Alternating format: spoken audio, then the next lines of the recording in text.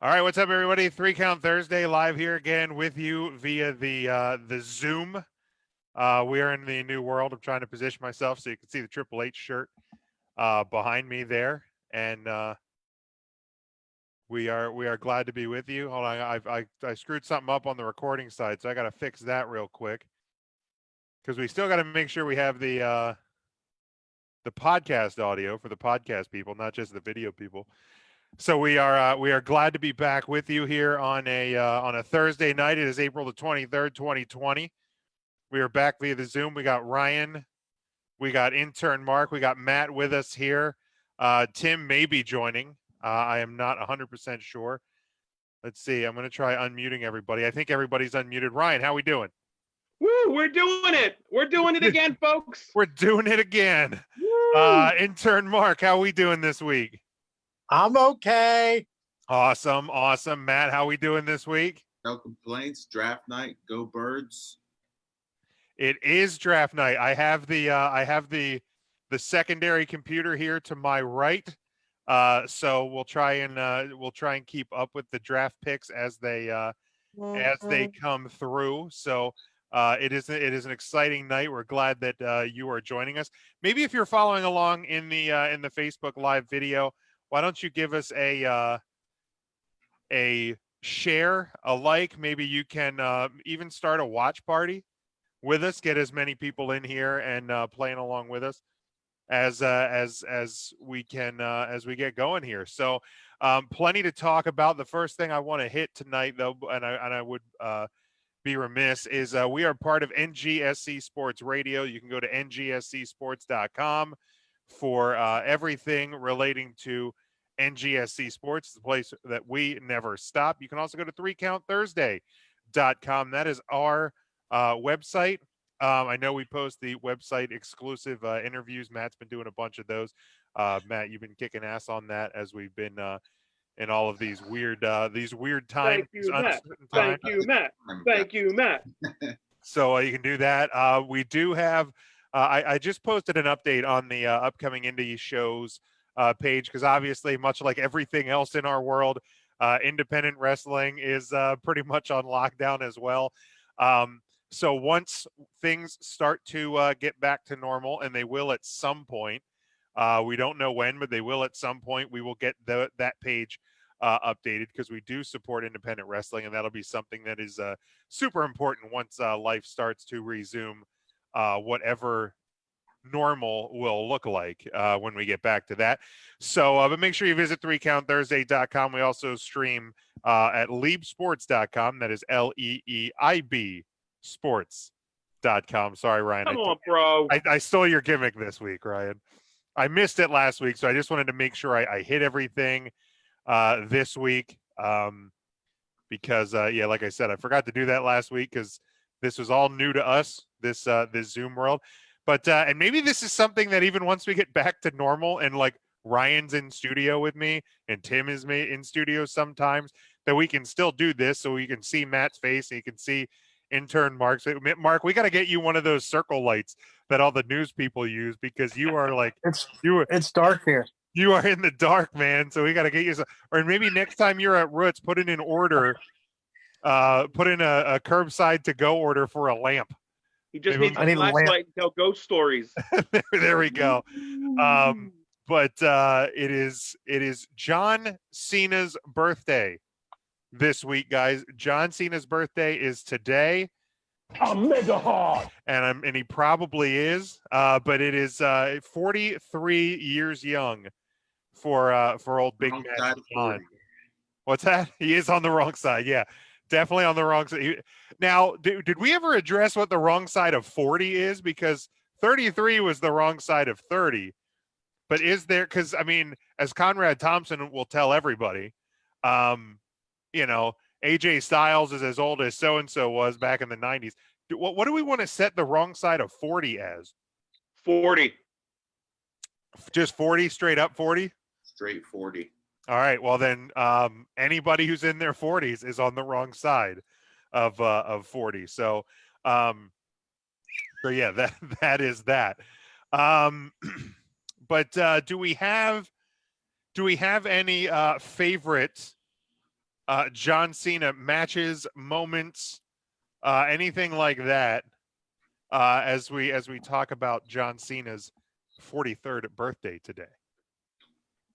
Yeah, I loved all the times that John Cena buried the younger talent. That was really cool. That's probably my favorite moment. Are you sure about that? As sure as I'll ever be. There you go. Intern Mark, do you have a Smoky. favorite Cena match, Cena moment? I do. I have a favorite match was against RVD when RVD cashed in the Money in the Bank, even though it was a scheduled match and it was still pretty special. All right, very good. Matt, how about you?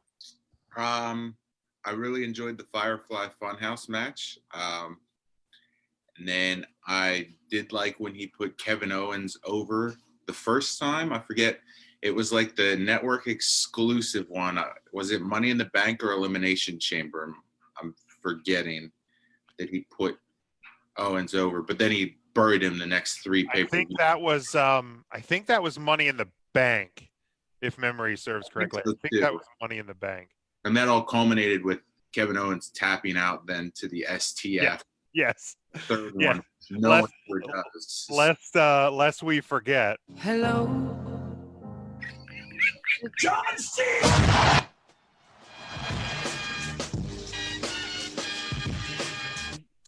Devin says his You- match with Kevin Owens at Elimination Chamber. Are you tapping on the? You can't see me. Yeah. Oh, there we go. That's a good one. The dumbest shirt ever made. The dumbest, the Well, absolute he was dumbest that, wrong that there, you right? absolutely bought as well. Frank says What was was great that? that you, yeah, that Frank said it Sure was great do. in Hershey when he attacked Edge after the live sex celebration, also rescued Ric Flair in the process. For me, Wait, was Flair having sex in that scene too? yeah, he was in the corner with a Dixie cup, I think. That's an old inside joke for Ryan and I from a friend of ours in college. But one of mine that sticks out, and it was more the build to it was WrestleMania.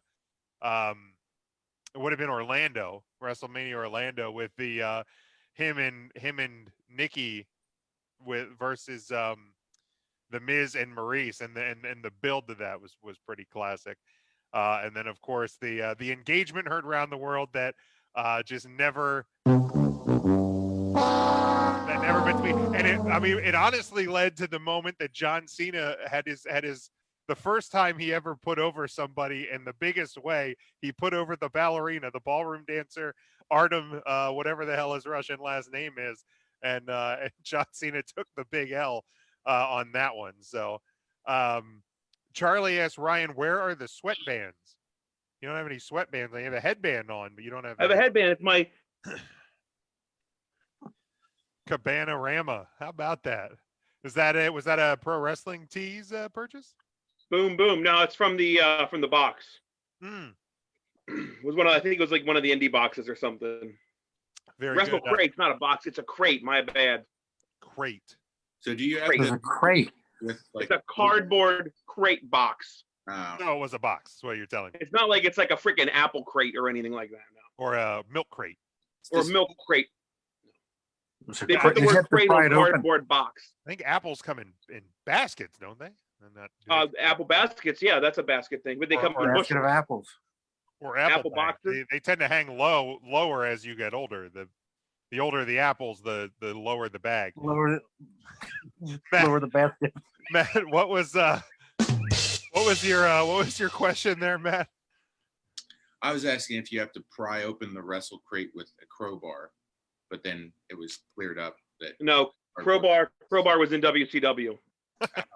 That's okay. Lou says the Royal Rumble return was his favorite.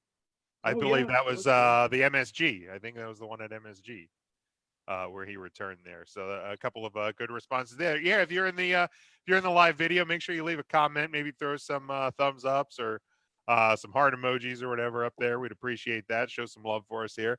on a Thursday night. And- While we're on the topic real quick of Mr. Cena, yes, do you still believe he's going to get 17? wholeheartedly. Still Wholeheartedly. It's still going to happen. unreal. Yeah, they're going to You're find a unreal. way. Especially, Never. I think it has a better chance of happening the longer that these empty arena shows continue, because Hollywood projects have been put on hold. The WWE is going to be looking for ratings in different ways, because every week the ratings reports, whatever they even pretend to mean at this point, especially given everything going on, people still report on them, and they haven't been good. So I figure at some point that either the Universal title or the WWE title is going to move. I think it would probably be more likely to be the Universal title at this point, because I would think and hope that Drew gets to hold the WWE Championship super long.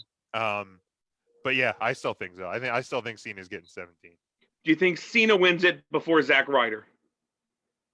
Wholeheartedly as well. That's deep. That's messed up, right? Not even I made that joke. Do we have a favorite John Cena movie? It's got to be one of the Marines, I think. He's only in the one. So yeah, that one, the one. Not a fan. What was the one with that drunk woman in it all the time? She was drunk and did things. Trainwreck. That was all right. I actually don't think I've seen a Cena movie with John in it. Really? I couldn't see it. Transformers. What's that? He was in the new Transformers. Yeah, I didn't see that either. So the Bengals are officially on the clock. 9.5 minutes till pick time. It's pretty interesting. I guess they have I don't know, the guys, I guess different teams are going to have some Zoom type of thing. So they were showing some fans on the screen. So pretty interesting. Maybe they'll hack into our thread and think that's where we're like football fans. I don't even know what the draft is tonight, to be honest with you. It's for the basketball leagues. Yeah, That's the basketball draft. the National Football League. The basketball. I think it's basketball, right? I think that's what. Basketball draft. I know I have the draft on right here, and I'll be looking over my shoulder an awful lot tonight. Yeah, I utilized a second laptop and have it to my right, so that's pretty Don't solid. worry. Devin I says also the got Marine. like a large ass bottle of booze that I might be tapping into. I don't know. Yeah, I think that's why I thought you were boozing the one night. I think when we did a test call, because I think you pulled up a bottle. Maybe you just didn't. He was drinking. I'm actually. I This is the first beer I've had since the quarantine began. If I'm gonna put over booze, I ought to put over what I actually enjoy drinking. Sailor Jerry, Sailor Jerry. my favorite spiced rum. It's delicious. That sounds tasty. Taylor Jerry. Very Intern tasty. Mark, what is your beverage of choice right now? Boy, I've been drinking a lot of water. Have you? Well, that's good. Yeah. Staying That's good. I've been hydrated. drinking. I'm staying hydrated. That's Good. about it. I haven't had any iced tea in a while. I like the unsweetened tea. Well, I love sweetened tea, but it's too much sugar. So I do the unsweet tea. There you go. What What about a nice birch beer from Roots? You can't beat the birch beer from Roots. It depends what stand you go to get it from, though. It makes a difference. What about those stand that makes the subs? Oh, Rob's. Oh, pretty good. Pretty good. Pretty good. So, Mark, if there was a Roots draft, what stand are you taking with the first pick? Yeah, I would take Murrian's Pies with the first pick, Okay. only because the crazy fudge lady's not there anymore. Oh man, how long's that been since she's been there? It's been like over a year now, isn't it? No, it wasn't quite that long. She left at the end of December, right after Christmas. Oh What man, a Christmas gift that was. I'm still upset. She left us. that's very sad. Let's see here. Catching up on some of the comments. Devin says his favorite John Cena movie is The Marine. Matthew Hottenstein, I assume that's somebody related to you, Mark. That's my that, little. Is that Danger Danny Davis in the referee shirt? It's a poncho from South America. Scotty says the virtual boos for Roger Goodell were hilarious. So lest he thought he was going to escape getting booed this year in the sanctitude of his basement. That was not the case. And Charlie says the Cena match with Umaga in the Last Man Standing match. Oh, that was a good one. Cena match. So just catching up there. Make sure you keep sticking with us here. I forget where I was gonna go to next. You don't mean Charlie Caruso, correct? No, unfortunately, Charlie Caruso not joining us tonight. That's a bummer. That's a bummer. I thought she was going to be in. Someday. It, Someday. She's going to be in on Sunday. Yeah. She'll be on Sunday. Yeah. No doubt. Copy. I was because you brought up the titles, and I thought back to Raw this week. You know, Drew McIntyre. Yeah, the championship, the belt, was with Drew McIntyre was cutting a promo. I think it was at the beginning of Raw this week, and I tweeted how like it is such a bummer that he finally gets his moment, and he's cutting promos to an empty building and a cameraman standing in the corner, and like I really hope that like he still gets his opportunity, whether it's continues to carry the title through whenever we can get back to live shows, or at some point, once after he loses, because titles are going to change as long as there are tapings, as long as there are shows from the Performance Center without fans. Storylines are going to move, and titles are going to change hands and things like that. But I really hope that he, and I know somebody commented that they hope Rhea Ripley get their opportunities as well, because I still think that the WrestleMania match with Ripley and Flair would have went differently if there was a crowd. I'm still convinced by that. I still think she would have had her WrestleMania moment. So, but I definitely hope that Drew McIntyre gets his opportunity to be the WWE champion in front of a live crowd at some point. Like, it just sucks that this biggest moment of his career has been overshadowed by a much larger situation. I concur. Yes. All right, so Doggone shame. it was announced last week. I think it was on SmackDown last week, so we just missed the cut, that the Money in the Bank, which was originally scheduled for not this Sunday but next Sunday in Baltimore at the whatever is it, Royal Farms Arena? Yeah. Okay.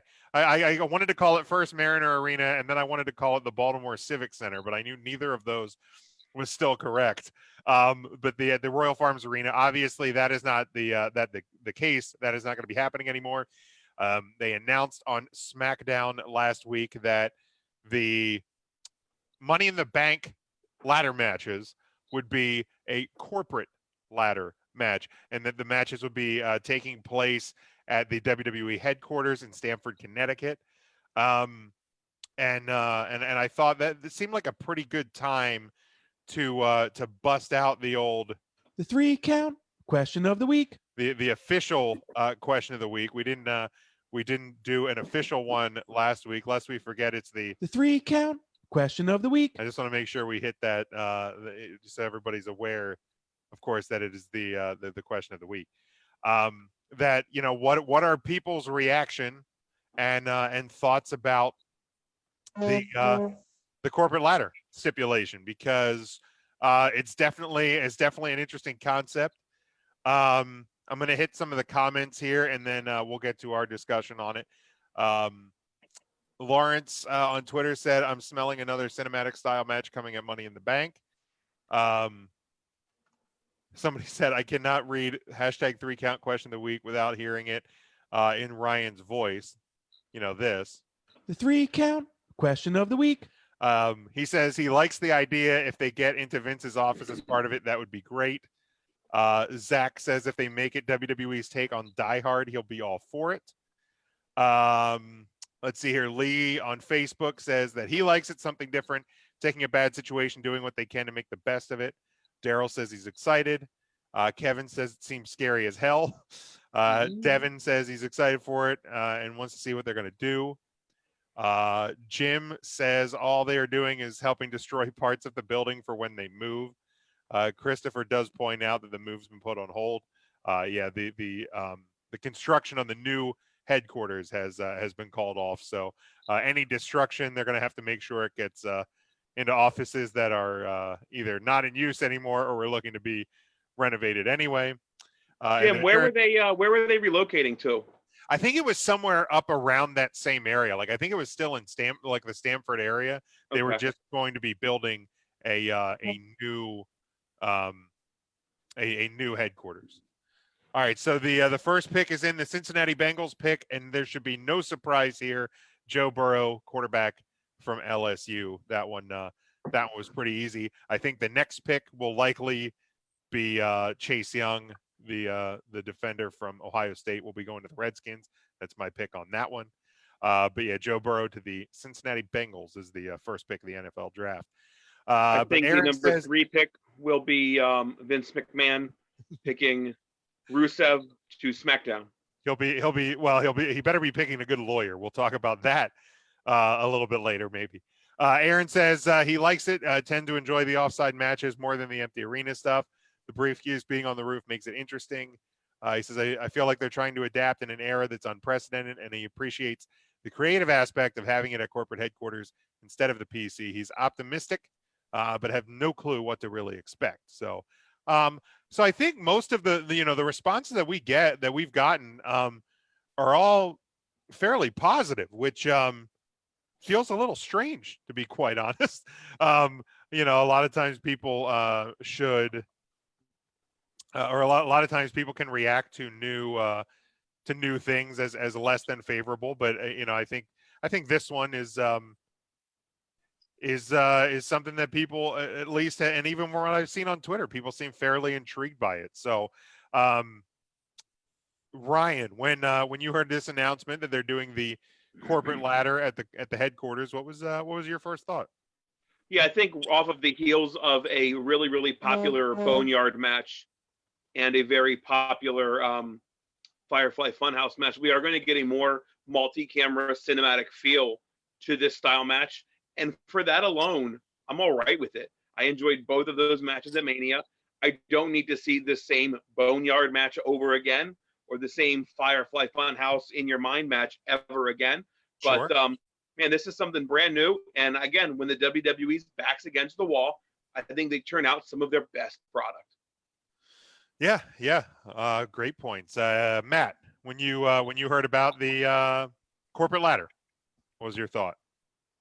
That I cannot wait to see Shane McMahon leap off the top of the building to land in whatever.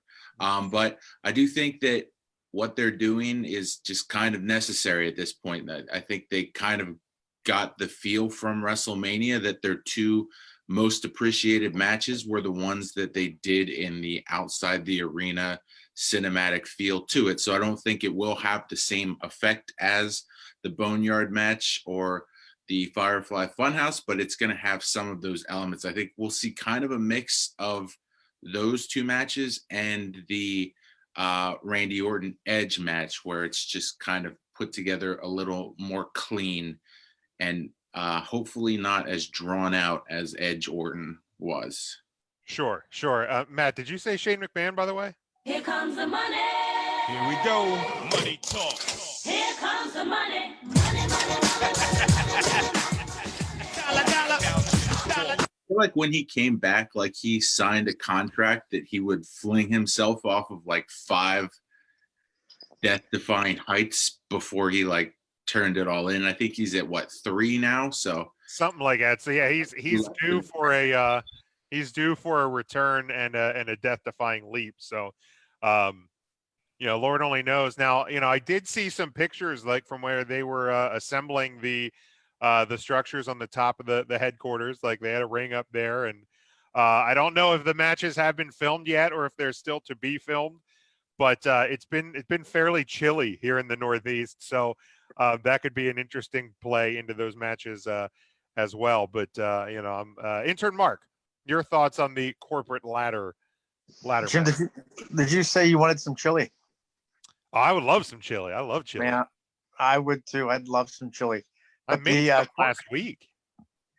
did you? I did. I've actually cooked more in the last month than I have in years, like for real. Which I mean, if I would have cooked one time, it probably would have been more than normal. But yeah, I cooked myself lunch today. How about that? What'd you have for lunch today?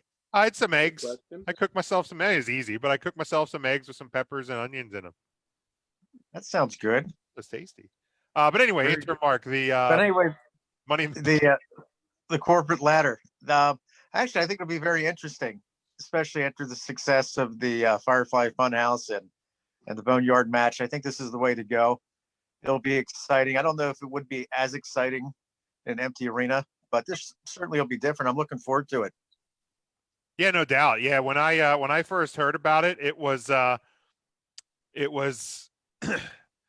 like immediately I was like, this is really interesting. Like I don't know what exactly it's going to look like. You know, and if nothing else, it gives us a look that you don't get to see a lot coming through the corporate headquarters. I mean, you know, we've seen shots of the gym there. I think they're like the gym with the neon lights that we've seen over time has been there.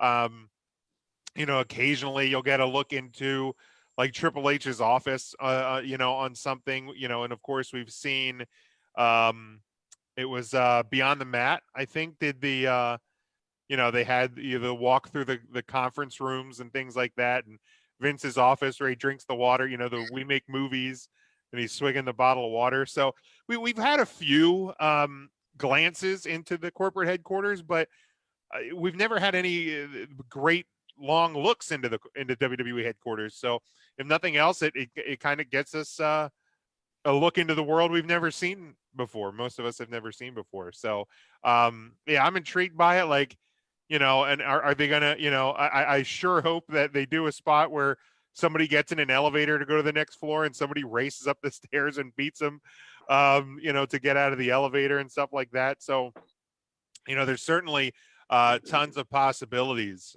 that they can do with this match. Of course, Money in the Bank a week from this coming Sunday on the award-winning WWE Network. Catching up on Jim. some of the comments here. Scotty says both that he had Spam for lunch, which I enjoy. I enjoy Spam. I know a lot of people don't, but I love Hi, Spam. Matt. And Scotty also says that Booker McFarland needs to shut up, and Shane needs to jump off corporate headquarters through a table.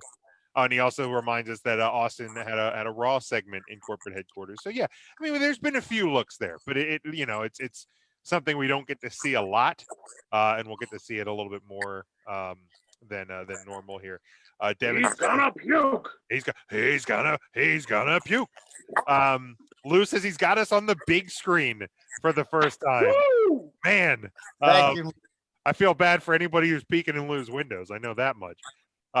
Couple of new faces in here with us. I see. Brother, Tyler, snap a picture of that. Send it to us. I want to see what that looks like. You crazy yeah, man. no doubt. Tyler's checking in with us for one of the first times. So make sure Strike everybody a pose gives us for like and Lou. share. We'd appreciate that. And Devin says, is it kind of strange that Kevin Owens is not in the men's Money in the Bank match? Chase Young, defensive end from Ohio State, goes to the Washington Redskins. Number 2, the pick number 2 is in. This one also not shocking. I think that one was pretty clear. I think he has also said that he wants to wear the number 99. So that should probably be official before too long. Chase Young. You know why he wanted to do 99? Because he's a Wayne Gretzky fan? He is a big fan of the 80s rock band Nana and the 99 Red Balloons. I did not know that. It's a fact. You heard it here, folks. Mark, you knew that, right? Oh, I do. They were 99 Luft balloons. If I'm Luft balloons when they were over in Germany. They were in Germany. I remember the one night up at Starbucks. Was it Diana? Is that? It looked like Diana, Yeah. but I think it was Diana. Her and I sang a version of that. She did the German part because she's German. I did the English. There you go. I thought she was from the Ukraine. She was not from the Ukraine. She's German. Charlie Charlie says he believes that NFL fans are bigger marks than wrestling fans. At least tonight they might be, because we are so damn starved for any sort of sport right now that it's unreal. Like I couldn't tell you. And now most times over the last 6 years, we've been doing the show when the NFL draft, the opening night of the NFL draft has been. So I haven't had it on, but this is the first time I've actually tuned into an NFL draft in a number of years, because the Cowboys usually screw it up anyway. So let's see here. So yeah, they might be, Charlie. I'm not 100% sure on that one. Any other thoughts on the Money in the Bank match? Do we know? I probably should have looked this up, but I'm going to look it up right now. Are all the participants set for both matches, or do we just know?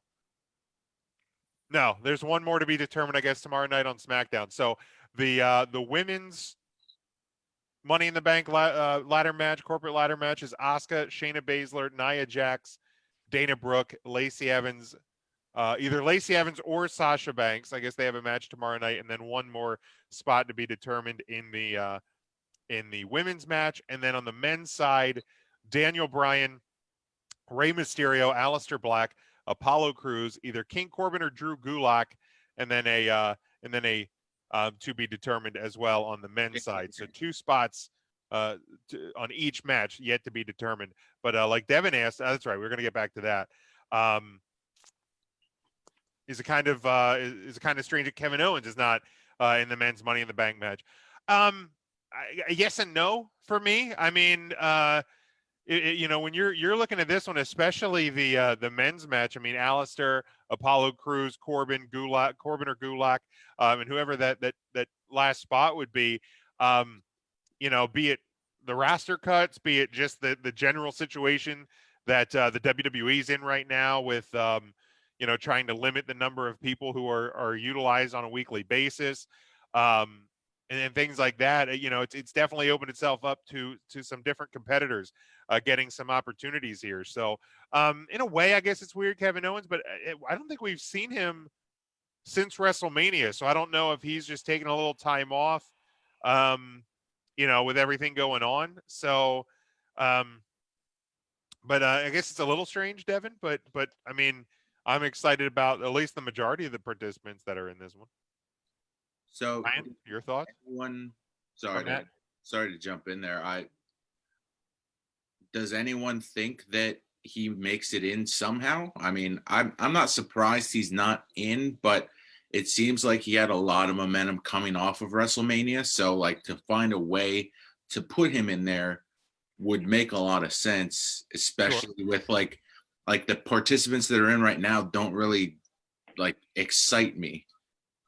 Okay. Not to take anything away from Rey Mysterio, but I don't need to see Rey Mysterio in this match. Yeah, that's one of the ones that doesn't jump off the page at me. And I guess he could be the last one. I actually didn't watch Smack or Raw last week. I watched it this week. They didn't really mention it, so I don't know how the last spot is being determined. The third pick in the draft, the Lions take Jeff Okadua, I guess is how you say his name, quarterback from Ohio State. So that's 3 Buckeyes taken, or no, 2 Buckeyes in the top 3 picks. Joe Burrow is a former Buckeye as well. So 2 Buckeyes in the first 3 picks. The New York Football Giants are on the clock now. Now, Mark, how do you think Dan P is going to react to that great grab for the Detroit Lions? He probably has to go change his undergarments, because I bet he wet his pants. He's so excited right now. This is going to be Detroit's year. Sure. Okay. Why not? Ryan or intern Mark, any thoughts to Kevin Owens not being, at least as of right now, in the Money in the Bank match? No, he'll be on another card. He'll be in another match on the show. Yeah, and I think too, McIntyre versus Rollins for the WWE title. I think there's also maybe a possibility that Owens, causes some interference or distraction in that one to maybe cause Rollins to to not I win. do want to point out real quick that Jeff Okuda just did the "You Can't See Me" on his draft hype. There we I don't know go. if it was a nod for the birthday or just something. Or just a big fan, just a big Yeah. fan on it too. But could you see him? Where was he? You might not have done it. I am drinking. you might just be seeing things. All right, Scotty. Scotty says, "What's this rumor? Triple H might be in the men's Money in the Bank match." I have no clue. I haven't spent a lot of time on Twitter. If you notice, our Twitter page has been fairly light over the last few weeks. I have not, even though I have nothing in the world but time right now. I've actually been off Twitter, except when I've been watching wrestling live. So I have no clue. I mean, if he is, then it could be fairly interesting, given that if anybody knows that building, fairly well, it's going to be Triple H. So maybe he will get himself in there. Maybe John Cena is going to be in that match, and that's how he's going to work his way to number 17 this year. There is one thing and one thing only I hope for this match, and that is the secretary is still down there just saying, World Wrestling Federation, World Wrestling Federation. That's all I hope for. That is a great point. Let's see here. We'll get to some Triple H questions here in a little bit, Scotty, because we're going to talk about him in his 25th anniversary here in just a second. Charlie asked, by the way, since we're under quarantine, what is Mark doing to keep his internship? That's a really good question, but much like a lot of people's like rent payments and things like that, we have suspended the qualifications for intern Mark to retain as intern. So he is still our intern. There are no requirements right now, as we are just looking to make sure he's ever been. Yeah, exactly. We're just making sure that everybody remains safe and healthy at this time. So once we begin to work out of the quarantines and the social distancing and stuff like that, then we will reinstitute Mark's requirements for his to retain his internship with us. But right now, Mark is safe. He doesn't have to do anything to continue to be our intern. So any more thoughts, guys? What the hell was he doing beforehand? I was doing a lot. The WCW thing, that died off. That died off around Halloween. That fell off a cliff and exploded on impact. I don't know what happened there. Yeah, it's been a while since we had it. I have no excuse. It's been a while. I can revive it. Yeah, maybe that's what we can do. Maybe we can get him to revive the old I'll WCW. revive them. You got the time. I got plenty of them. Yeah, and we got time. We all got time. But we got what time. I hope for even more than that, Mark, is that you start going to Roots and you start asking Amish people wrestling-related questions. Oh my gosh, that would be. Now that would be fun. Or Mennonite, it doesn't matter. I don't want you to steal their soul with your camera or whatever happens when you film an Amish person. You might have to do like they do on the Incredible Dr. Pol and like film their feet while you're talking to them. So I could film their feet. As long as they don't look at the camera, I think it's okay. Mark, what I'd like you to do is like record their voices and then just hold up a faceless Amish doll and just like, have it moving and this voice is going. Now, Charlie, that would be fun. Thou cannot see thine. Charlie, if you keep talking like that, you're gonna find yourself in the block zone. He says, "Dude's been an intern for like 4 to 5 years. I know it's a gimmick, but give that man a full-time spot. Come on." Aw, how nice. Because here's the thing: Charlie, if he gets a full-time spot, then we have to find a new intern, and then it becomes like 6 of us, and then all the money we don't make has to get split up 6 ways. Like it just doesn't work out. Wait, did we furlough Tim today? Is that why he's not with us? Tim was furloughed. Yeah, apparently. I mean, I didn't get that memo. Tim hasn't responded to any of our chats. So maybe he did get furloughed today. I don't know. I honestly furloughed from 3 Count Thursday. Yeah, that's what I meant. Yeah, so yeah, I guess he did get furloughed today. That's too deep into the Animal Crossing hole at this point. He's addicted.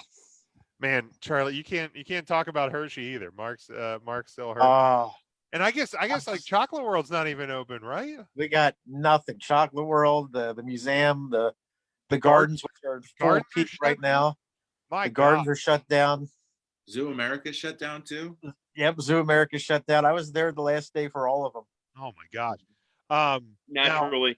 I I heard this I heard this story the other day. It was a zoo, I think it was like in Australia, that they said that if, because obviously zoos are not open, and that they are, if they can't get enough food to feed the animals, that they may have to euthanize some, and they may have to feed some to the other animals, like up the food chain. So, like I said, I think that was in Australia, but my God, I hope that that does not happen. Well, to, that was in Australia and the GW Zoo right here in the great United States. Was it? Yeah. Yeah, So, yeah. He saw yeah. a tiger and tiger saw a man. yeah. Hopefully that doesn't happen at the Great Zoo America at Hershey Park. That Well, they got plenty of chocolate for the animals. yeah, I'm sure that's totally safe. Um, Animals love chocolate. But I had the one time when I was a kid, we were riding the monorail, and of course the monorail goes around, and you start going back into Hershey Park, and there was like a duck that was flying, and it hit, like, where it has like the fence over like the lion the lion cage. It like hit the fence and fell, and there was this little kid that was like, "Mommy, the lion's playing with the ducky," and me and my dad and my brother this almost died laughing, because we're like, yeah, playing with the ducky. Sure. He's playing all right. Yeah, he was playing with the ducky. All right, let's talk about the tomorrow night on SmackDown. It was announced that the WWE would begin celebrating the 25th anniversary of Triple H. Now I don't know what exactly that means. Like, if they're starting the celebration, if it's a one night celebration, or what exactly that means. I know there's a pretty cool logo that goes along with it, and a cool T-shirt that I will probably buy at some point. I know a couple of our Mark. exactly. I know a couple of our followers already have purchased that shirt. So, but the question that came to us, I'll get to Frank's question in a minute, because there was a couple of Triple H. There's a Triple H question up here. Scotty says, how many pedigrees does Triple H give tomorrow for his 25th anniversary special? I'm going to say 22. He's going to fall 3 short of hitting 25. I'll say 22. 4. Ryan says 4. Matt, do you have a number prediction for? Let's go with 6. Okay. And Mark, do you have a prediction on the number of pedigrees that Triple H will hand out tomorrow? Well, let's see. I'm gonna, you know what? I'll go with 3. 3. All right. 3 pedigrees. Andrew Thomas, offensive tackle from Georgia, is the pick to the New York Giants. Andrew Thomas, the 4th overall pick in the NFL draft. And the Dolphins are on the clock. Oh, I should have hit the forgot I had the old draft sounder there. And then Scotty asked also about Triple H. He said, thoughts on Triple H saying WrestleMania should be 2 nights every year. This was something I forgot to bring up in our WrestleMania recap this year. Obviously, if you followed along with us over time, I've been a very big supporter of WrestleMania remaining for one single night. But I got to tell you, the 2 nights at around 3-ish hours a night for WrestleMania this year was quite the enjoyable watch. And I don't know if it was just because it was combined with a quarantine and I couldn't go anywhere anyway. Because like normally we go to Matt's house or we watch pay-per-views at Tim's place or wherever. We go various places to watch pay-per-views and kind of throw a party. So if WrestleMania moved to 2 nights, like, we would have to, I don't know if we would do a show each day to prepare for that night's activities or whatever. That's something we would have to discuss. But I tell you what, I'm still in support of WrestleMania being a one night spectacular, but if the WWE makes the choice for it to be 2 nights, I would also have no problems with that as well. I am a one night guy, and a lot of it goes with like attending a WrestleMania and going to a WrestleMania. It didn't feel that long sitting in the arena. Plus, I mean, it's a shit thing. You got to pay parking twice. You've got to. I don't know. I just am not a fan of the 2 night idea. Matt? I wouldn't necessarily be opposed to it. I know the normal schedule is Hall of Fame, NXT, WrestleMania. So if they cut the Hall of Fame ceremony or like put that in the afternoon on one of the days, just to make it a 2 night thing, I think it's fine. But I would still prefer it to be the 1 night just because of all the indie stuff we get around WrestleMania. Sure. I don't want that to be impacted because we get a lot of really good shows around that time. Like for the people that can't get the ticket or don't want to sit so far away, they can still go down for the experience. And there's so much good wrestling around that they can attend then, just leading up to that, and then like stream it in the hotel room the next day if they want to. So that would be my only qualm, is just how it would impact the indie scene around that time. Okay. Intern Mark, your thoughts on WrestleMania potentially becoming a 2 night affair? 2 night. You know what? I don't know that they could get a 70,000 people sell out 2 nights in a row. That might be a concern. So maybe smaller venues, but the WrestleMania 35 that we attended was that fell into 2 nights unintentionally. Went on Or till about 1 in the morning. at least 2 calendar dates, right? Yeah, went 2 calendar days, that's for sure. But it did go by very quickly. When you're there live, you don't realize it's hours long. But at home, it does get a little much. Yeah, it's you know, and I would like to see, if they do go to the 2 night thing, I would like to see them stick with Hall of Fame on Thursday and just eliminate SmackDown on Friday and do Takeover on Friday night. Like what more do you need to do, you know, to really build up to WrestleMania than you've already done over the previous month or so on TV and things like that? And you could even you know, work with Fox and do you know, a Wednesday night SmackDown or something that week. You know, something. I mean, I'm sure Fox could work a TV schedule around to fit you in, or do a combined Raw SmackDown the Monday before. You know, kind of get a little creative with it. But I think that's something as well. Scott or Charlie says Wrestle Kingdom shows that can be done and how it can be done. Unless WWE goes back to under 4 hours, Mania should be 2 nights. So Charlie is pro 2 nights. Well, the thing too for me is like, you know, obviously the WWE this year, you know, did the trademarks and the catchphrase, like, you know, the event that's too big for 1 night. And it kind of caught on. So maybe that's going to be one of the things that they look at as well, as looking to use that as their marketing tool moving forward. Scotty says, I know you don't watch NASCAR. They're coming back May 17th at Darlington. Yeah. So yeah, it looks like sports are beginning to you know, are beginning to kind of kick back up a little bit. The PGA Tour is going to be resuming in May without spectators. The NHL potentially kicking back up this summer. Everything's going to be without spectators, but you know, WWE's kind of laid the blueprint for preparing us. And I you know, watching Raw this Monday, and I even tweeted out that like it doesn't feel as strange anymore watching wrestling without crowds. Like, I mean, when it first started, it was like, wow, this is really, really weird. But the longer it's gone on, it's kind of become normal-ish. Do I want the crowds there? Do I want the cheers? Do I want the boos? Do I want the chants? Absolutely. But it doesn't feel as weird. So for me anyway, it's kind of been a buffer for whenever sports, you know, when sports return.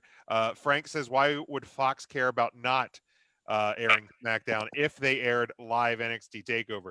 That could be an option too. Except the only, you know, then you got to make sure that you get a tight 2 hours. because takeovers have started to bleed into the 2.5, 3 hour time frame as well. So it's definitely something that could all be in play, and I'm curious to see what the WWE does with WrestleMania next year. And we'll talk about WrestleMania next year here in just a second once we get through talking about Triple H, because we don't want to forget about the game. He's a guy that gets forgotten so much in the history of wrestling. The Dolphins, the pick is in, the number 5 pick. Tua Tagovailoa, quarterback from Alabama, is the pick to the Miami Dolphins. Again, that one not very surprising. I think if you're a Dolphins fan, you kind of saw this one coming. Ryan, is your old man okay? Is he happy with this? Is he even He's aware not. He's not. I don't think he's watching the draft tonight. If he is, he's going to a hooga wugga.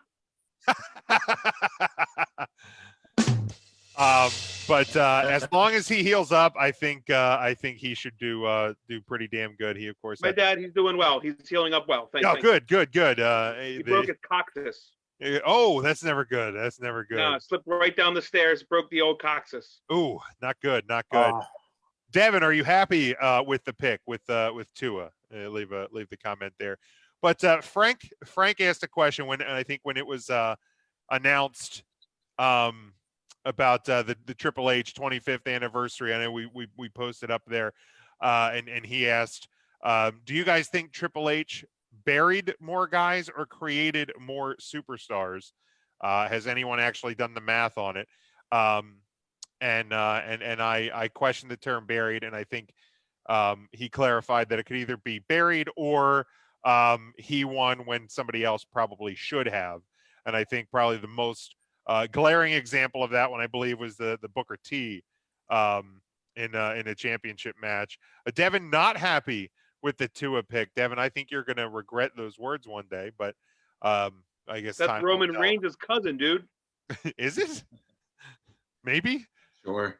Fact check on that one. But for me, I didn't actually sit down and do the math. I thought about doing it, but I'm lazy right now. I'll be totally honest about it. But just off the top of my head, and I know at one point I had done the math on WrestleMania matches, and I think Triple H was right around 500 in WrestleManias. I know I did look up his pay-per-view win-loss record is 87, 79, and 6. So his winning percentage in pay-per-views is just over 50%. Yes, there have been, without a doubt, instances where there have been points in Triple H's career where he has benefited from his position, both in the family and in the company. But I think there's also been instances as well where he, did put guys over in the right way. And I think one of the most prominent examples that comes to my mind on that one is the Daniel Bryan, the journey up, from SummerSlam and up through WrestleMania 30. So maybe in his younger career, when he was more Triple H, the game only, the wrestler only, he kind of fought and held his spot. But I think as maybe it was about the time he shaved his head that things began to change for old Paul Levesque, and he started to see things in a bigger picture. But without doing the math, Frank, and I apologize to you that I didn't actually sit and do the hard numbers on it. But just off the top of my head, I would think that he did more to create more superstars. That doesn't even necessarily mean that he lost matches. So I think that's where kind of that, that the terminology, do you look at like Triple H winning a match or winning the feud is burying somebody, then you may lean more on the bury side. But sometimes just being in the ring with somebody of that level can elevate you as well. I mean, you think of the number of times that Ric Flair had a historic match with somebody that they may not have won, but they got elevated or what have you. So for me, it's created more stars. Ryan, your thought on this?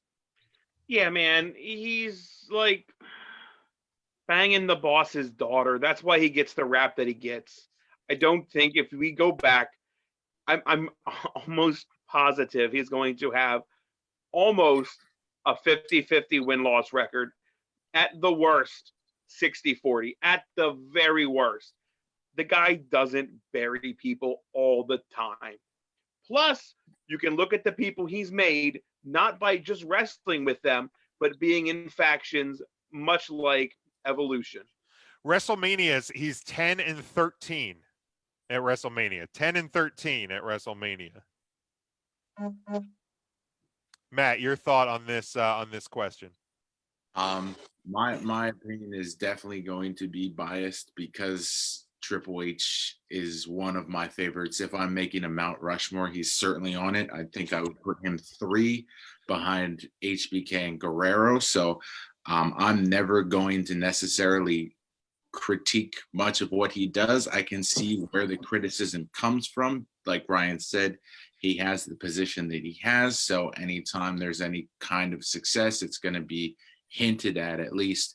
But for me, in terms of Triple H and creating versus burying, my main thing with Triple H is just how hands-on he was with NXT, and everyone that we've seen come out of NXT, Triple H played a large part in that company or the developmental brand, and making sure that the stars of NXT translated to stars in WWE.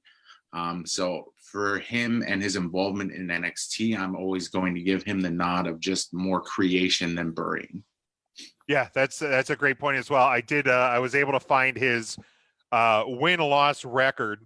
Again, at pay-per-views, 87, 79, and 6. Non-pay-per-views, he is 335, 254, and 66. So the percentage on pay-per-views, 50.58% in the win column, 51.15 non-pay-per-view matches winning percentage. Overall, and this counts his OVW days, his WCW days, and of course his full WWE / WWF timeline as well. He is 422, 333, and 72.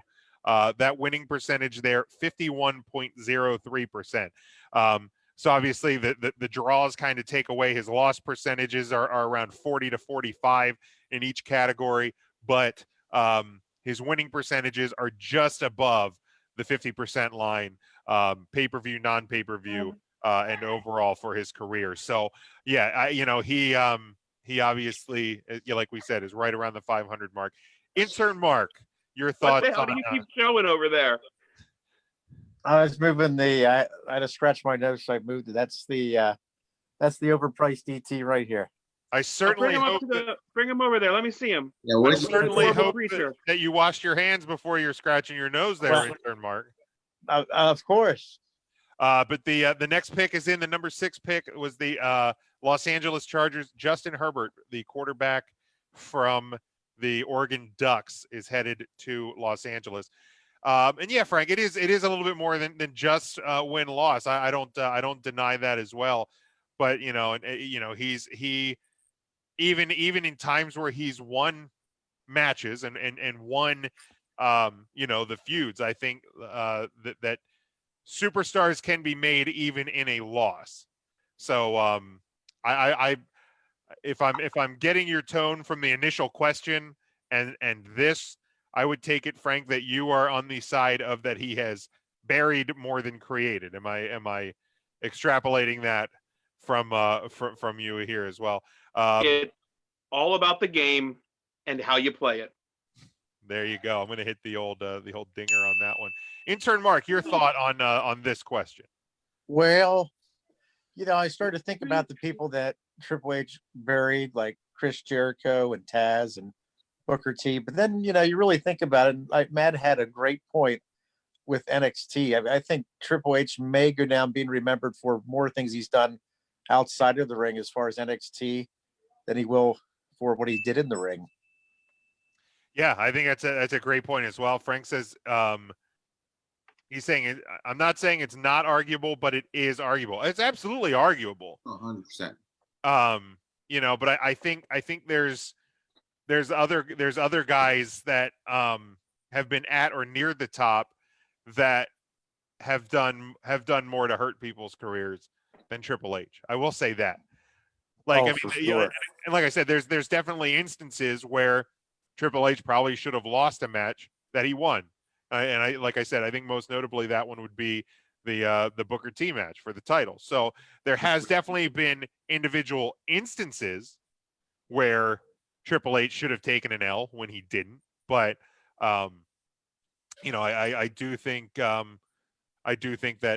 overall he's done more good than harm. And Frank says he's not for sure on the Barry side. He just thought it was worth the discussion, which we appreciate that. Yeah, if there's ever anything, mean, especially, go ahead, Ryan. It's also staged, right? Like we all know that. Well, yeah, obviously, Like we get this. sure, but I mean, when you look at, you know, most glaringly, and we've talked about, you know, Bray Wyatt over our 6-year history on this show. You go back to WrestleMania 30, you know, the John Cena victory over Bray Wyatt. I you know, there, whether it was a quote unquote burial or not, because I do hate that term. I think that, you know, that was one where Cena should have taken the L. I think that did more damage to Bray Wyatt than it would have done to John Cena at that point. John Cena and Rusev. Oh yeah, the very that's a next good year, one. like, you know, Cena had a couple there that that definitely you know, didn't help young careers. If nothing else, it didn't help young careers. So I also think in a loss, Triple H can put people over, like the opponent, much like Sting at WrestleMania. Great match, got one of the better matches out of Sting. And sure, like Sting lost it, I got it. He brought out everybody, came out. It was a it was a moment. It was bracket. like it was a It was a cool WrestleMania moment that put Sting and the whole thing over. Sure, He didn't bury Sting there. no, and again, that's one of those ones where arguably, and I can understand, especially from the WCW people, that's one that people wish that Triple H would have and maybe could have, should have, whatever adverb you want to put in there. You know, that maybe that's one that Triple H should have taken the L on. But I think it makes more sense for Triple H to get the win there. They had to know going into that, as soon as they made that WCW versus WWE, it had to be Triple H. Like there was no other outcome. Had to be. Right. You know, and yeah, when you drew that line in the sand, see, evolution, line in the sand, get it? Once you drew that line, yeah, it had to be WWE, because remember, we were watching WrestleMania, not Starrcade. WWE won, WCW lost. That's the way it was going to be. Ding yourself, big guy. Yeah, let me hit that dinger. You have to remember, Triple H went from terrorizing to the blue blood and screwed and sexed his way all the way to the top. Well, and also too, we you know, an important thing to remember about Triple H is he was the one that fell victim to the curtain call, because you weren't going to punish Shawn Michaels, you couldn't punish Hall or Nash, so there was one guy that was the fall guy, because that was going to be the summer of Triple H. Ding yourself again, Big Jim. That. Oh, I hit the wrong button. Misfits. Yeah, let's not go too far here. You know, that was going to be the summer of Triple H, and it ended up being the summer of Austin. So, you know, Triple H being a fall guy set up the summer of Austin. I mean, yeah, I mean, Frank says he said that's fine, but if that's the way they're booking it, then we have the right to be pissed. You always have the right to be pissed. Well, let me ask this, and Frank answer too in the comments. If you're making a Mount Rushmore of WWE, are you leaving Triple H off of that Mount Rushmore? For me, I'm not, but again, I'm biased. So, man, I've said for a long time that Triple H might be like in my top 5 all time favorite wrestlers. So, and especially now, like sitting here with everything that he's done for NXT and building the future of the WWE, the people he's brought into NXT, it might be real hard for me to leave Triple H off a WWE Mount Rushmore. Like, would he be on my pro wrestling Mount Rushmore? No, because I think there's too many, you know, from the past in the overall history of the business. But from a WWE standpoint, for me, he might be on it because, especially, you know, I don't know how much longer Vince McMahon's going to be running the WWE. I mean, I know everybody says he's going to run it till he dies, and that's probably accurate. But at some point, you know, Triple H and or Stephanie is going to take over and going to begin running the company. And what we've seen in NXT with what Triple H has done there, you know, I absolutely am looking forward to what he can do running the whole show. All right, the next pick is in the seventh pick in the NFL draft. Derek Brown, defensive tackle from Auburn, is headed to the Carolina Panthers. Derek Brown, defensive tackle, Auburn, to the Panthers. Let's see. Frank says it's not what's best for the character and not what's best for the story. It's only what's best for WWE and McMahon's ego. I mean, when that's who's booking the show, that's generally what happens. No argument there. I mean, same thing happened with WCW and you know, throughout the years, you know, especially once the Bischoff and the Hogan and the NWO crew kind of took over there. Charlie says Taz is the only match of Triple H that I feel should have gone the other way, and Booker T as well. Frank said his Mount Rushmore: Hogan, Savage, Rock, Stone Cold, or he could see Hogan, Rock, Stone Cold, and Cena. Yeah, that'd be an interesting discussion. And here's the thing too, and I was going to say, and we'll kind of close up some thoughts on this topic, and if you guys kind of think of your Mount Rushmore, Ryan and Mark, but especially during this like quarantine time, if you guys want to throw like any topics our way that you want to kind of hear us discuss and think, we have some different ideas for not just our normal Thursday show. Ooh, very nice, Matt. Just for our Thursday night live show, but some special recordings we might sit down and do. But if there's any topics you want to see us discuss, throw them our way so we can take care of. Ryan. Yeah, brands of celery. Hodeckers and nobody else. There, discussion over. Ryan, Mark, do you guys have what would be a WWE Mount Rushmore? See, you keep saying WWE, Jim. Are we after get the F out? So that would eliminate somebody like a Hulk Hogan, or are we talking the World Wrestling Federation Entertainment brand? Brand overall, I would say. Yeah, brand overall, I would say. Overall. I don't know how you would make a Mount Rushmore without putting a Hulk Hogan on it. Hogan has to be there. Yeah. I don't know how anybody could if you were including the entire brand of the WWE. Oh, yeah, Hogan is to me non-negotiable. Yeah. I would go Hogan, Austin, The Rock, and John Cena. Those are the four flag bearers that I can think of. You can substitute maybe The Rock with Shawn Michaels, but those are like the 4 or 5 I'm thinking of.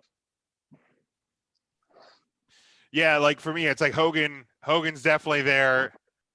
Triple H is a close. Like he'd be probably right at 4. Like he'd be close, you know. And the names that like really come out: Rock, Stone Cold, and to me, I keep looking at the Undertaker.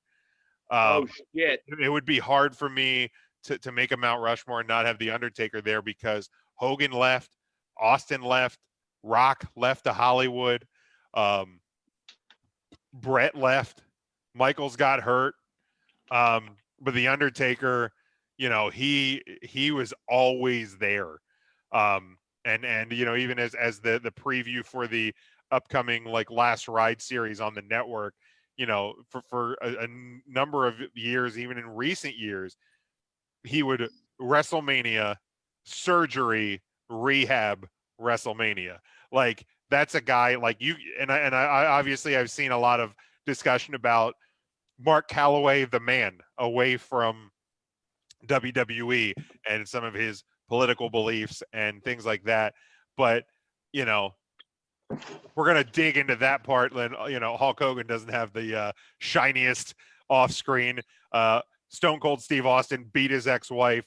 Like, if you really want to start digging down in, you can probably find a lot of ugly things for a lot of people. The number 8 pick is in Isaiah Simmons, outside linebacker. Clemson goes to the Arizona Cardinals. But yeah, you know, I would probably have Undertaker on my Rushmore as well. Frank does say this. He says he'd put Hogan, Rock, Stone Cold, Cena, and then Undertaker, Bret Hart, Macho Man all ahead of Triple H in his. And here's the thing with Triple H, and this is why he's on mine, and it continues to go back to NXT, and not just what Triple H did for WWE as a wrestler, but what he's done behind the scenes as well, like to pave that next way. I think he's done a whole lot more than anyone else that we could say ahead of him. Like those other 7 people that Frank named are all like, I couldn't say you shouldn't have them on over Triple H. I mean, there's good arguments for all of them, but for me, not just career-wise, but what he's done for the industry afterwards. Like the same reason why I would have Stone Cold on, just because of after getting out of the business, his podcast has just done a lot with exploring storylines, bringing wrestling back, keeping people connected. I think that plays a large role. So that's why I have Triple H in mind. But again, anyone that Frank named is a reasonable substitution. Yeah, and you know, and you know, and I did. Charlie said, you know, has Undertaker ever moved the needle like a Rock or a Hogan or a Stone Cold? Probably not. But you know, and that's where the subjective nature of any of these type of discussions always ends up. Is how do you put your Mount Rushmore together? And that's why I said for me, you know, Taker probably has to be there because, you know, in a time when people got greedy. People just wanted money. And again, I'm putting Bret Hart, my all-time favorite wrestler, in that category. You know, he went and took a big money deal. Now, whether or not Vince forced him into it or whatever, that's going to be a debated topic for the all of eternity. But The Undertaker never did that. The Undertaker stayed loyal to Vince, and for a guy his size, you know, always, you know, put his body on the line and everything, time after time, year after year. So, you know, and did he ever have the popularity of those guys? No, but you know, sometimes it's not all about popularity. Intern Mark, do you have your WWE Mount Rushmore? Yes, I do. And you know, why does it just have to be 4? It's so hard to think just 4. Definitely Hogan. And then you got to put The Rock and Austin in there.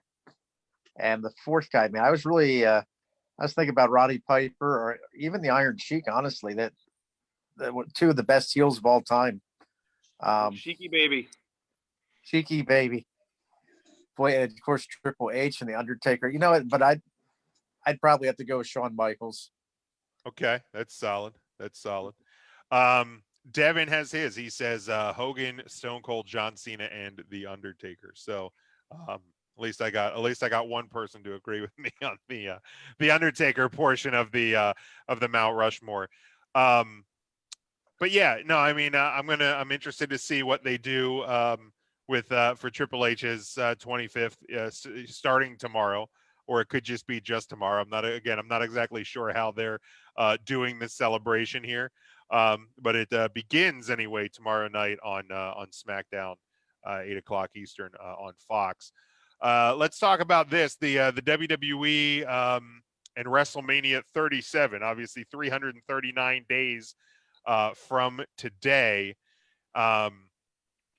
The WrestleMania 37 slated to take place at Los Angeles SoFi Stadium, but that venue is still under construction. The construction of that stadium has been put on halt because of the coronavirus and the lockdowns and things like that. WrestleVotes, which is a Twitter account that is usually pretty reliable as it pertains to the rumors and spoilers and anything like that. They said that they tweeted on I think it was Tuesday this week. Full disclaimer, it's far too early to speculate on specific details. However, WWE has begun researching a quote plan B on an alternate site to host WrestleMania 37 in the state of California. Is not allowing large gatherings, and or SoFi Stadium is not finished on time. So an interesting tidbit, which to me begs the question. Now, I think that the stadium will be built in time. I think they will finish the stadium off. I don't think that's going to be the problem. I think the problem will be, will California be allowing large gatherings by that point, because that is a stadium that will hold over 100,000 people for an event such as WrestleMania. So the question I came up with was, and I think I may have seen it from another Twitter page, but if WWE cannot hold WrestleMania 37 at SoFi Stadium 339 days from today, again, if it is one night as well, so could be 338, but as of now it's 339. Where would you like to see WrestleMania 37 be held? Let's go to Ryan first. Clipper Magazine Stadium, Lancaster, Pennsylvania. Perfect. Definitely wouldn't be 100,000, but Damn right. I think they could set an attendance record at the old Clip as well. Matt, where would you like to see it? If they're not doing it at the Performance Center again, then I think that next year would be the time to just do it at the headquarters. Just have it there. Okay. All right. Intern Mark. There was a really nice building down at the Host, which would be a good place. Host in Lancaster, PA. Oh yeah, they did redo that the old Expo Center there. They did redo that. So If we're going local, and I think Mark would agree with me here, York Fairgrounds has hosted plenty of wrestling shows. sure. Absolutely. They have. There's a great Hershey Park Stadium. You could probably set an attendance record there. I bet you could. To me, I put it straight out that I think that if they can't do it in LA, and I think the only reason they're not going to be able to do it in LA is because LA is not going to be allowing large gatherings. Like, I think that their mayor seems a little more proactive as opposed to some. Like, he's kind of he's going very extreme. Obviously, something he can back off of later. It's kind of like when you take your car for an estimate at a garage. Like, it's always better for them to go, I think it's going to be $2,500, and then when they do the work, it's like it came out to $2,120. Oh, cool! I saved almost $400, as opposed to them going, hey, it's going to be like $1,200, and then they like dig in and it's like, oh, actually it's going to be like $3,000. Like, you always want to overshoot, and you can you can always backtrack off of that. So I think the only reason it doesn't get done there is because LA doesn't allow it.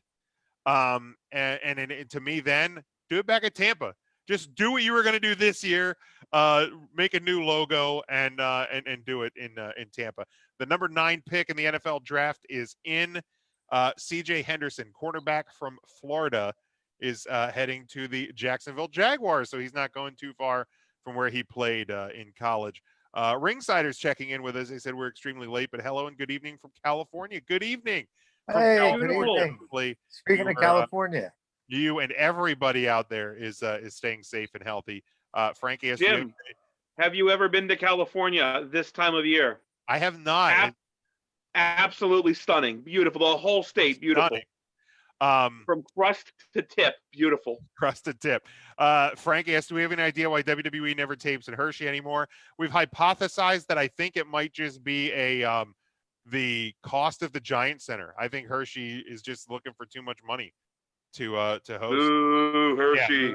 Because I mean, they do tapings at the Baltimore Civic Center. They do tapings at Wilkes-Barre. What's that dump up in Wilkes-Barre? Yeah, that shithole up in Wilkes-Barre. So Giant Center, nicer than either of those buildings, but I think it comes down to cost because I've heard that Wilkes-Barre's got a grotto though. they do have a grotto. But I found a really great bar in Hummelstown, not far from the Giant Center, that I would gladly eat at before or after a wrestling show and have a TV show there. What's that place called? It's called Burrow, Boro in Hummelstown. Yeah, it's delicious. Never Burrow. heard of it. Yeah, they have these little cordon bleu balls. Yeah, they are fantastic. 6 of them on an order with this honey mustard. Fucking delicious. Are they doing carry out? You've never told us about this place. I'm so pissed. I never. only recently discovered it. So like when you know Yeah, when your you ass hasn't gone nowhere in months, and Well, you no, haven't even told us about this over a thing month. at all. But yeah, I mean I only recently discovered it before the lockdown. So I apologize that I didn't tell you about it. But if What's- it's and the called Burroughs. you know where Arugas is in Hershey, right Yeah, off of Hershey Park Drive. So if you turn there, don't turn into Arugas. Go up over the hill, and Burroughs right there over the hill. Yeah, it's fantastic. Tiny little place, but it is delicious. But that and Oh, no. Arugas, that's a good 1-2 punch. what a great 1-2 punch. Gonna work through a couple topics here, and then we're gonna get out of here. We've actually been on the air for an hour and a half. This has really flown by tonight. Ooh, doggy. But earlier this week, a WWE employee anonymously spoke out. It was at a meeting of the Orange County Board of County Commissioners on Tuesday morning. A comment submitted by what was said to be a WWE employee raised concerns about the company continuing to run despite the coronavirus pandemic. Planning Administrator Eric Rash read the comment from, quote, John, who said that his employer is World Wrestling Entertainment. That they are, quote, forcing me to work the TV tapings for its weekly shows despite stay-at-home orders for coronavirus. I'm unable to speak out as I need this job, and I know I'll be fired if I approach my higher-ups. Despite sanitary precautions, we cannot maintain social distancing and are having to touch other people. I request the government to shut down these tapings and enforce the stay-at-home order so my colleagues and I can follow social distancing rules without fear of repercussions of losing our jobs. Timeout. Jedrick Willis Jr., offensive tackle from Alabama, is going to the Cleveland Browns. Woo! The number 10 pick. All right. The New York Yes. Jets are on the clock. In a statement on Tuesday afternoon sent to the Wrestling Observer, WWE said, quote, these allegations aren't true. Employees know that they can confidentially go to human resources, not the public. Notwithstanding the appropriate protocol, no one would be fired if they were uncomfortable with their surroundings. We made accommodations for individuals upon request. WWE, of course, recently changed its approach to TV tapings for a second time, moving away from a weekly live format for Raw, SmackDown, and NXT to a taping schedule that will cover them for weeks at a time before needing to restart the process all over again. All shows in recent weeks and for the foreseeable future are being taped at the Performance Center in Orlando. So the question is, do you A, believe that, quote, John, said to be a WWE employee, is in fact an employee who is being forced to work these tapings, or do you take the WWE's point of view? And has your stance on WWE continuing to run shows changed?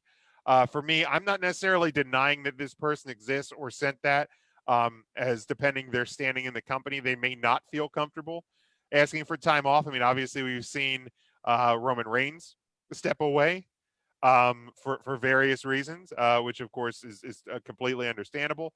But to me, I would be very shocked right now, both just from a standpoint of everything going on and also the fact that you have investors and things like that, that if it was indeed like truthfully found out that you were not letting people who have come to you and say, hey, I'm really not comfortable with this. Would it be cool if I just kind of, found a way to work from home or something like that, depending what the position is? I'd be very shocked right now if the WWE, amongst all the other PR that they're getting at this point, actually like told somebody, look, you have to do this or you will be fired. But that's just me. Ryan, your thoughts on this one? Jim, they're never going to say that. Of course, and then they're going to let you know that they made accommodations for, I don't know, people like Roman Reigns. who you're not going to publicly drag out and fire for not being at tapings. However, low man on the totem pole who just witnessed a shitload of terminations, how comfortable are you going to feel walking into HR saying like, man, I don't know if this is for me right now. I want this job. I just don't want to do it now. With everything going, here's the deal. Do I think it was probably a miscommunication and something overblown? I really do. But I can get the mentality of that. And what was the guy's name? John? John was the anonymous name. John Good, maybe? That's a good comment. I don't know. Yeah, Maybe John John No. Moxley. I don't know. Oh, Right? Hey, I don't want to be I controversial see. here. I see what you're doing there. Hey. That could be. That could be. Very good. I didn't say it. Matt, your thoughts on this one? I mean, as someone that still myself goes into the office not as often as I normally would, but still does have to go in, and is still employing essential employees, I understand both sides of the coin. I understand if someone doesn't feel comfortable, and if someone would come to me and say, I don't feel comfortable, I'm going to tell them, don't come in. That's well within your right. You don't have to. I'm not going to force you to. So I think it kind of came from like that kind of just HR speak, and they probably read between the lines of it a little bit, is what I would think happened. Like they went and said, I'm not comfortable, and they were told, okay, well, if you don't feel comfortable, you don't have to come in, but we need to find someone that can come and do this. So their hand was kind of forced. It's probably somewhere in that gray area, and with everything going on, I don't think anyone can really be at fault. Everyone's kind of got a job to do. Everyone's got to put food on the table. Sometimes the tough decision has to be made. But I think it was just kind of in that realm of like, hey, I don't want to come in. And they're like, okay, well, you don't have to, but we're still up and running. So if you can't do this job, someone else will have to. Yeah, Charlie brings up a good point here. He says, and again, we don't know where John, what position within the company he is. Where is he? I don't know. But Charlie says Graves is staying home. NXT announcers are home. Adam Cole's been home. Again, those are people that are probably on the safer side. If this is a entry level script writer, if this is some sort of entry level position, then maybe they don't feel as comfortable. It's hard to tell who the anonymous employee is. Intern Mark, your thoughts on this situation here? Well, yeah, it could be anybody. It doesn't necessarily have to be a wrestler. It could be production. Who knows? But now it's kind of tough. I see it's a tough spot to be in. Me being an essential worker, which I never realized that until about a month and a half ago, that I was essential. I deal with the general public every day, so I'm probably more at risk than somebody in a closed set. But still, I'd rather almost be at home too, to be honest with you. But I got kids and I need this job. You do. So that's a really tough. It's a tough spot to be in. Yeah, it's a tough one. And again, and honestly, this was kind of one that I'm not going to spend a lot of time on. Like I thought this week, like that, I'm surprised Daniel Bryan is actually still, actively wrestling. Just because, when they travel and get home from the shows, they kind of have to quarantine themselves out of safety. Of course, Daniel's wife Brie Bella is currently pregnant. So that's why. That's why he's still working. He doesn't want to be around. He doesn't want to be around her.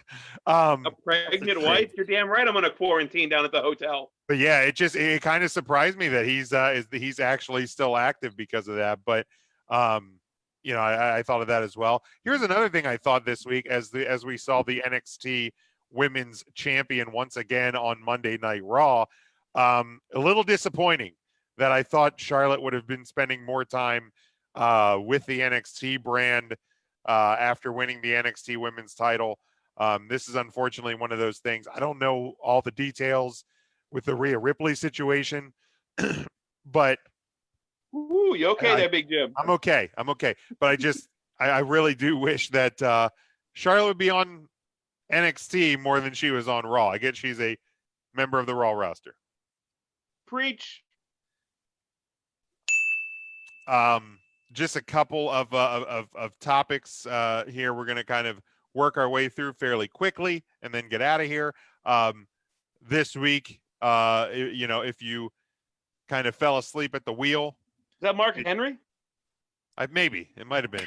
Here we go. We have the number 11 selection in the NFL draft. The New York Jets are selecting Mekhi Becton, an offensive tackle from Louisville, to the New York Jets. Smart play for them. Protect that quarterback. From Highland Springs, Virginia. Great player. The Las Vegas Raiders are now on the clock. The Las Vegas Raiders are on the clock. Hey, speaking of which, Las Vegas might be a landing spot for that WrestleMania. They seem to be ready to open up tomorrow. They're willing to gamble on the town, gamble on My black, God. bring the WWE. They don't give a shit. They're ready to open and get down to business. Yes, they are. They're ready. The mayor of Las Vegas wants to make her population a control group for Bring on the reopening. WWE. My God, just very stunning words from the Las Vegas mayor yesterday. But Rob Gronkowski, the current and reigning 24/7 champion, has unretired from the NFL. He has been traded to the Tampa Bay Buccaneers to be reunited with one Tom Brady. So that begs the question, what happens to the 24/7 title? I know R-Truth has already spoken up that he's going to be looking for Gronk in Florida. I think that it won't be long until R-Truth gets his baby back and Rob Gronkowski ends up in the WWE alumni section of WWE.com. With Gronk getting there first, it's only a matter of time, I guess, right? Till Aaron Hernandez comes and picks up the championship. Oh, We went there. No, we're not. oh. Well, it's too soon for Aaron Hernandez jokes. Fuck you. Wow. Matt, what do you think the future holds for the old 24/7 title? I mean, it's kind of unfortunate that we're not gonna see Gronk celebrating a touchdown, and then R-Truth coming in and pinning him. I don't think he's gonna hold on to it until the fall, unfortunately. Yeah. So I do see it coming back, but hopefully they do something draft weekend with it. Like you have the opportunity at this point, like Gronk being interviewed by, I don't know, Michael Irvin or Trey Wingo on Sure. this.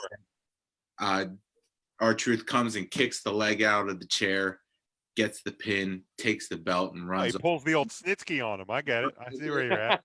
The opportunity to, with this being draft weekend, this is the perfect time to get the belt off of Gronk in a non, oh shit, he hurt himself really bad right before football season kind of way. Yep. Yeah, no doubt. Mark, any other thoughts on this one? I know football's not your most interested topic that you've ever talked about. No, I'd like to. I don't have much to say about football. I like, other than if you want to talk about the Detroit Lions, I could sit here and talk to you all day about them. But other than that, I don't have much to say about football. Oh But- my God. But I'd like to see R-Truth get his title back. That's for sure. No Mark, doubt. can you name me 3 Detroit Lion players of all time? Just any 3 Of all players. time. Let me think here. I'm trying to think of the best 3. It was It shouldn't have taken you this long to at least get one. well, Uncle Milty was a big guy back in the 80s. Remember Uncle Milty? No, Uncle Milty no, was I pretty don't. big. I remember Milty. I'll give it to him. Yeah, Uncle Milty. There was Peter Colcara. Oh. He was a great running back. And then probably Buzz McLean. He was a good one too. Who the hell is this? So no Barry Sanders. There are no Yeah, Barry both boys. Sanders. So I love how, like, you know, they're showing the grouping of fans on these conference calls for each team. For, you know, the Raiders had like 3 empty boxes in the bottom right corner. Not a good look, Las Vegas. Not a good look for They're all at the casino right now. what's that? They already opened everything up. They're all back. They're Yeah, gambling, man. They're they're gambling. back to gambling.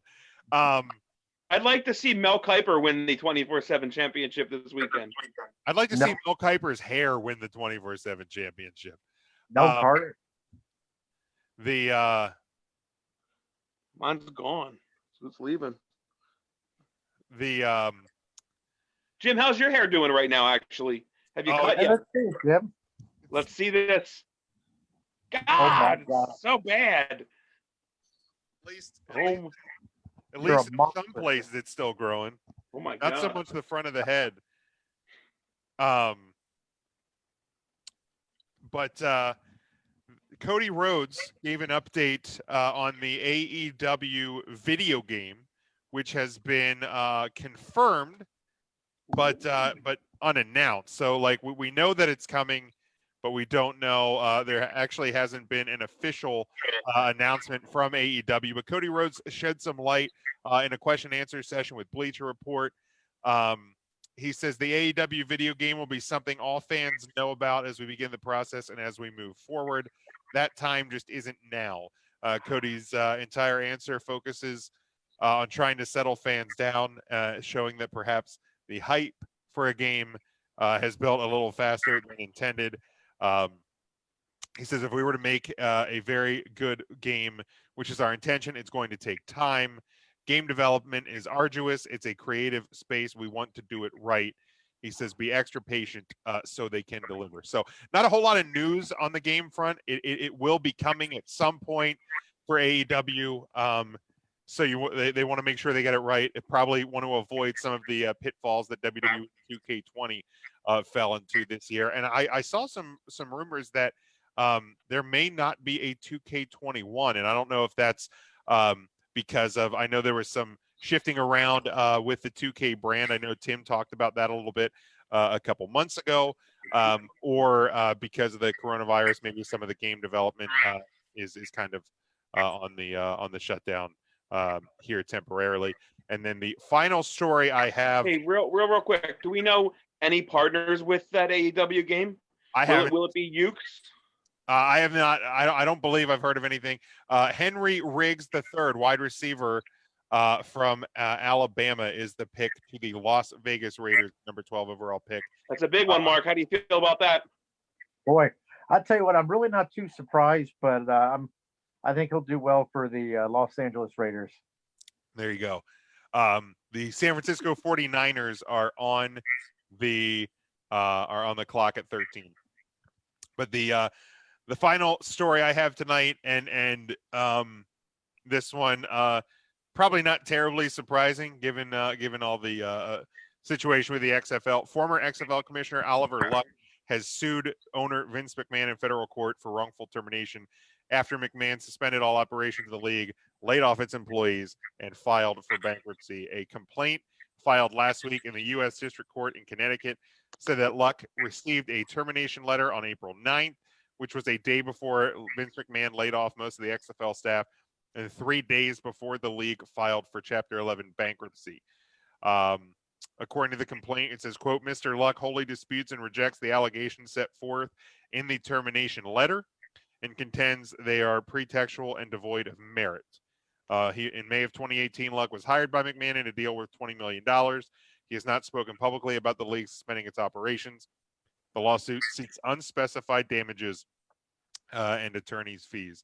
In a statement by Jerry McDevitt of K&L Gates, which represents McMahon, quote, Oliver Luck's services as commissioner and CEO of the XFL were terminated by a letter sent to him on April 9th, 2020, which explained the reasons for the termination. As to the lawsuit he filed, his allegations will be disputed and the position of Mr. McMahon will be set forth in our response to his lawsuit. The rebirth of the XFL, of course, lasted only 5 weeks. It paid employees through April 12th. And last week, it filed Chapter 11 bankruptcies with its assets and liabilities in the $10 million to $50 million range. The business was also put up for sale. which you can still get merch though. You can still go to shop.xfl.com and get your XFL merchandise. No returns. Obviously, they will not be restocking any sizes that have sold out. So if you still want to get your XFL merchandise, it's still there at full price. No. Did anybody ever buy anything from the XFL? No? I didn't, because they really didn't have any fat friendly. All the shirts were slim fit.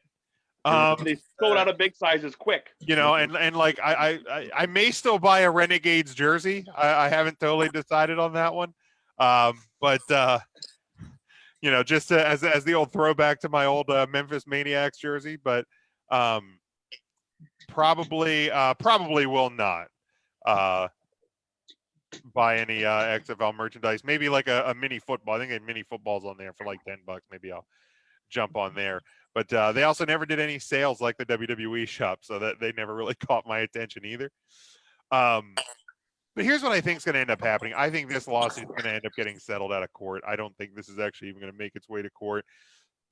I think Oliver Luck just wants to get some of that $20 million he was guaranteed in his contract. And I think Vince McMahon's going to just cut him a check and move on and move away from the whole XFL situation. Yeah, it's a bum deal, man. It really is. It's a bum deal. I was enjoying it while it lasted. Yeah, I think they were doing a lot of good things. But you know, when you're a new business venture, and a global pandemic happens, it's kind of a shitty situation. All right, so there's a pick in. The 49ers have traded their pick to the Tampa Bay Buccaneers. So the Buccaneers are now on the clock. Wowie. I assume that they are going to go maybe wide receiver here. No, you don't think so? I mean, they already have Godwin and Mike Evans. Well, Phineas Godwin, yeah. No, that's a good point, Matt. Yeah, it'll be interesting to see what they moved up to get here. Anybody else have any more thoughts? Anything to just Charlie says the Firefly Funhouse anniversary is today. 1 year ago, the Firefly Funhouse debuted. Happy anniversary. Wow, One of 1 the year brighter already. spots of WWE in the past year. Yeah, it's been a quite the ride. But any other thoughts? Anything else to add this week, boys? Or if not, we can close this thing up and move on till we reconvene next week. Hey, has anybody watched the Dark Sides of the Ring recently? Good. I am caught up on that, man. It is absolutely fantastic. It is It's so well absolutely done. fantastic. The Dino Bravo one this week was you know, there's been a lot of stories about that one. I knew obviously he was killed, and I knew like some of the stuff around it, but it was interesting to hear some of the details of that one. The Snuka one. The Snuka one was probably my least favorite of the episode so far, because I don't feel like we got a lot of new information out of it. Like, I feel like if any of us paid attention to the you know, like the stories as they were being reported. Yeah. If we're being honest, if you're watching Dark Side of the Ring, you're paying attention to those things.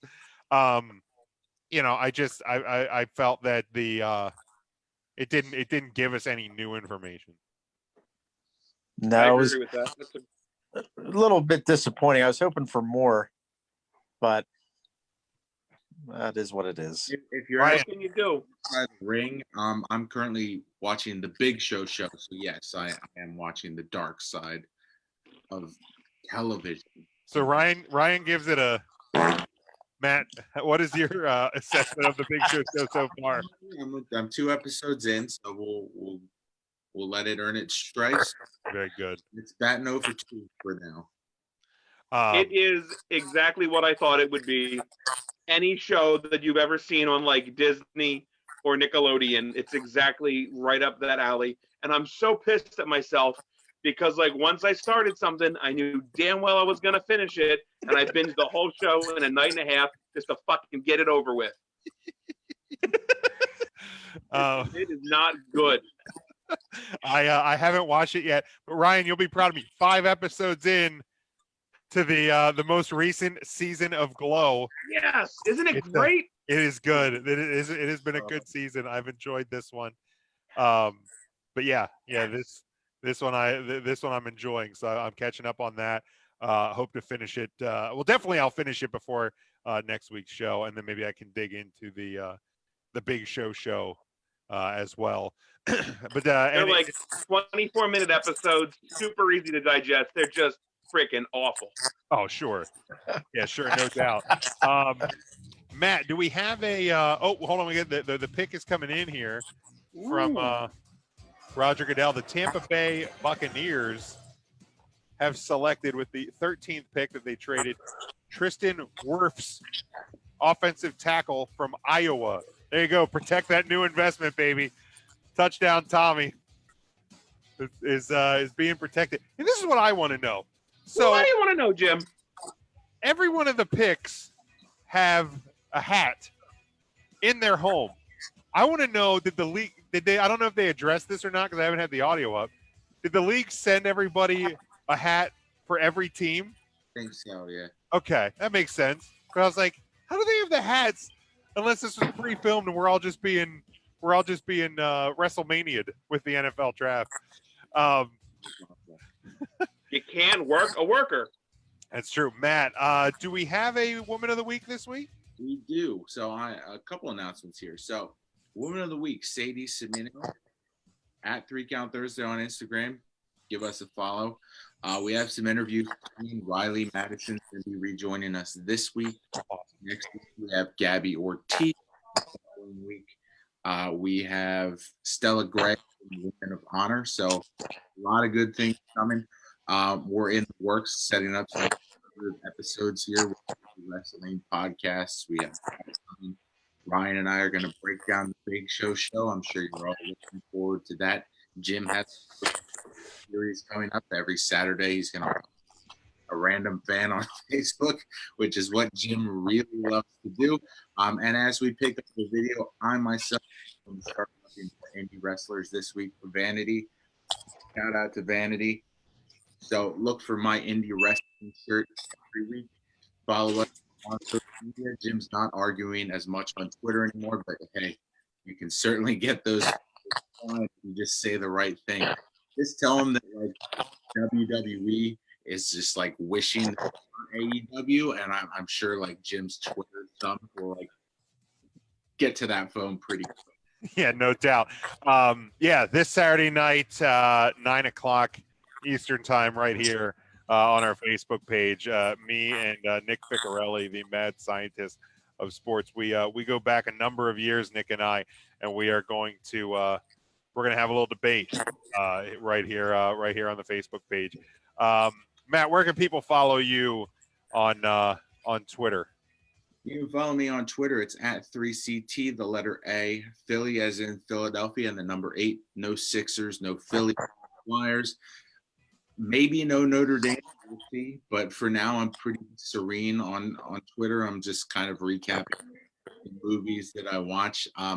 In terms of those projects I was talking about, I am going to be doing like a breakdown with some people. I know Samira, who's been on the show a few times, so we would watch the Marine 6. So I will watch the Marine 6 and we'll break down the Marine 6 together.